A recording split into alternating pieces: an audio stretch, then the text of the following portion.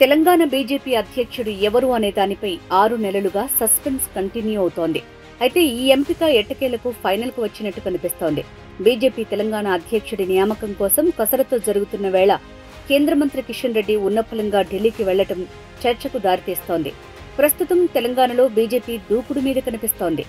MLC ఎన్నికల్లో విజయంతో cadre జోష్లో ఉంది.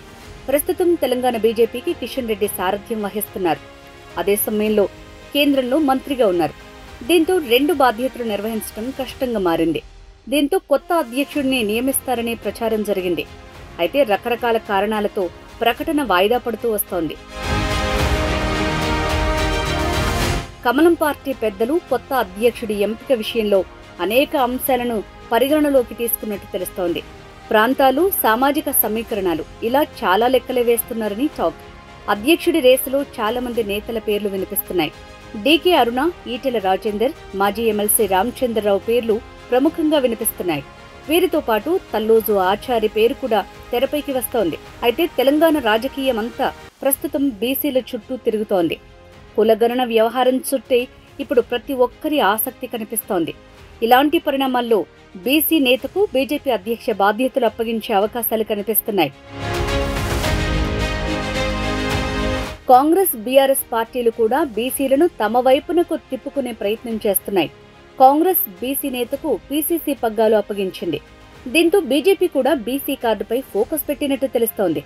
దీంతో ఇప్పుడు ఈటెల రాజేందర్ పేరు ప్రముఖంగా వినిపిస్తోంది. ఉగాదిలోపే కొత్త అధ్యక్షుడి పేరును ప్రకటించే అవకాశం ఉందని తెలుస్తోంది.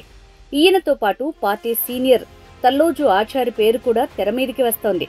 పైగా ఆయనకు ఆర్ఎస్ఎస్ సపోర్ట్ కూడా ఉంది. ఇలాంటి పరిణామాల మధ్య బీజేపీ హైకమాండ్ నిర్ణయం ఎలా ఉంటుందన్నది ఆసక్తి రేపుతోంది. గతంలో బీజేపీ అధ్యక్ష ఎంపిక అంటే ప్రతి 2 ఏళ్లకోసారి మార్చేవారు. ఒక్కోసారి ఒక్కో నేతను 2 టర్మ్లకి కంటిన్యూ చేసేవారు. బండి సంజయ్ అధ్యక్షుడయ్యే వరకు కూడా అలానే ఉండేది. అధిష్టానం ఓ నేత పేరును ప్రకటించేది. అందరూ ఆయన సారథ్యంలోనే పనిచేసేవారు.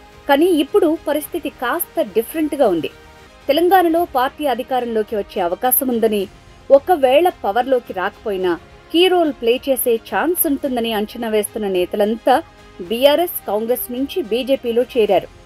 అందులో ఈటెల రాజేందర్, రఘునందన్ రావు, డీకే అరుణ లాంటి నేతలు అధ్యక్ష పదవి కోసం గట్టిగా ప్రయత్నం చేస్తున్నారు.